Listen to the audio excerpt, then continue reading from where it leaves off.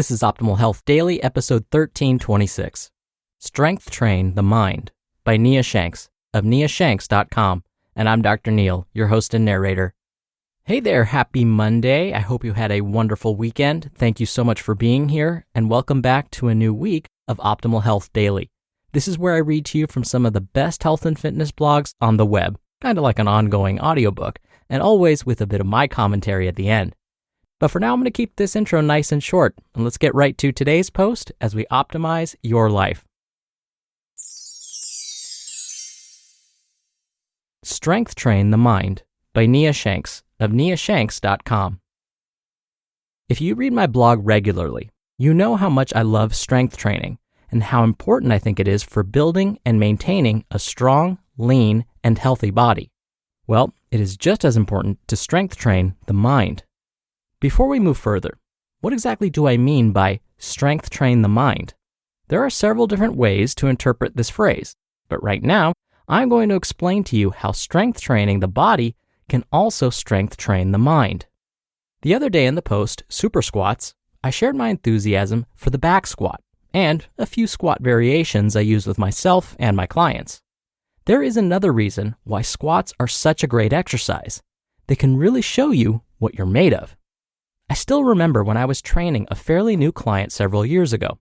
I had to ease her into training hard and heavy because she didn't like the feeling of working too hard or straining to any extent. Because of this, we didn't start out using heavy weights since she wasn't comfortable. After a few weeks, however, I knew it was time to kick things up a notch.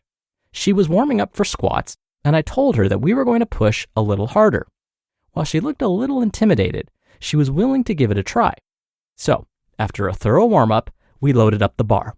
I told her not to rack the weight unless I said so. She got under the bar, unracked it, took a step back, got into position, and then squatted. I could tell by the look on her face that this was heavy, but she descended into her second rep. After her third rep, I could tell she wanted to end the set, but she kept going. She managed to bust out 3 more picture-perfect reps, and I told her to rack the weight. Something in her eyes changed at that very moment. It was as if she was surprised that she was able to squat that weight for 6 reps. That set showed her what she was capable of, and that she could push beyond the comfort level she had established. Things were different from that point on. She was no longer timid of lifting heavy and pushing herself hard. The point of this story is this: strength training gives us opportunities to challenge ourselves in new ways.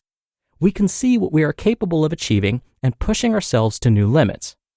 Note, I am not condoning any stupid stuff seen in everyday commercial gyms, like when people load up the bench press and kick and squirm through every rep that their buddy eventually has to lift off of them. Nor am I suggesting you perform a set where your form breaks down and you are screaming at the top of your lungs. Anytime you train, you must use perfect technique with each and every rep. Sloppy reps will get you injured. 2 of the best exercises I can think of that will strength train the mind are squats and deadlifts.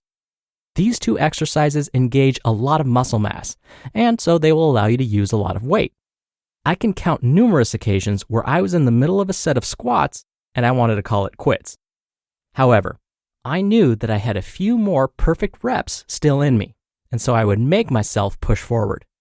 So many people shy away from anything that is challenging. That is why most people use machines and never learn to squat and deadlift. As a result, they never get the results they want. Squats and deadlifts are tough, but they work. You don't have to push yourself to the limit every time you train, nor should you. However, don't be afraid to test yourself from time to time.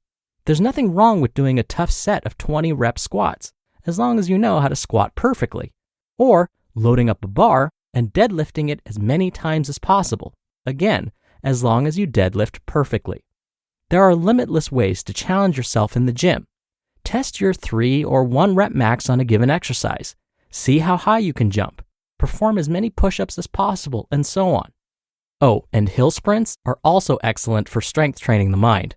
Give them a try for yourself, and you'll know why. Don't be afraid to challenge yourself. You just might learn something. You just listened to the post titled Strength Train the Mind by Nia Shanks of niashanks.com. Did you know that 1 out of 3 Americans regularly suffer from nausea? It can ruin a day, force us to change our plans, and can even make us unable to function. If you relate, I've got good news. Relief Band is the #1 FDA-cleared anti-nausea wristband that has been clinically proven to quickly relieve and effectively prevent nausea and vomiting associated with motion sickness, anxiety, migraines, and so much more. 100% drug-free, non-drowsy, and provides all-natural relief with 0 side effects for as long as needed. I have a couple of family members who suffer from motion sickness and got them to try it out with great results so far. It's a huge peace of mind for them when traveling, and now they want to use it all the time. As the world's opening back up, don't let the fear of nausea keep you on the sidelines. Right now, Relief Band has an exclusive offer just for Optimal Health Daily listeners. If you go to reliefband.com and use promo code OHD, you'll receive 20% off plus free shipping and a no questions asked 30-day money-back guarantee. So head to reliefband.com and use our promo code OHD for 20% off plus free shipping. Dr. Neil here for my commentary. Achieving a new personal fitness record, whether it's amount of weight lifted, number of repetitions performed, or number of minutes or meters jogged, ran, cycled, or rode, it all feels pretty amazing. But there is something particularly satisfying about lifting a weight more times than you've ever done before. And like today's author, Nia, said, this strength transfers to other areas of your life. I'll give you an example. I often receive over 100 emails each day. Multiply that by 7 days a week, and that's a lot of email to check. Of course, not every email requires a response, but the majority of the emails I get are not just spam. They actually require I read them, and in many cases, actually respond. There are days when it's harder to convince myself to sit down, check, and respond to that many emails a day. Even after I take my own advice and just start, after checking and responding to emails for 5 or 10 minutes, I find myself ready to move on to another task. But one day, I had a realization.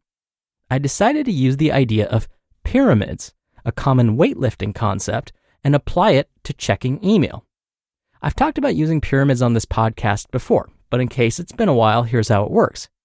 You start off by performing 10 repetitions of an exercise. It could be anything.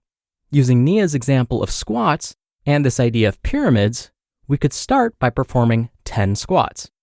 Then we rest. Then we perform 9 squats. Then we rest, and then perform 8 squats. Rest and perform 7, repeating this pattern until you end up performing just 1 squat. Now, by the time you're done, you would have performed 55 squats total. So, why not check emails using the same idea? I could start by just reading and responding to 10 emails. Once I've done this, I give myself permission to move on to another task. Get up, get a drink of water, do something else. I can then return to my email and check another 9, then move on to something else. Then I can return to it later and check and respond to another 8, and so on. I even applied this concept to grading my students' assignments.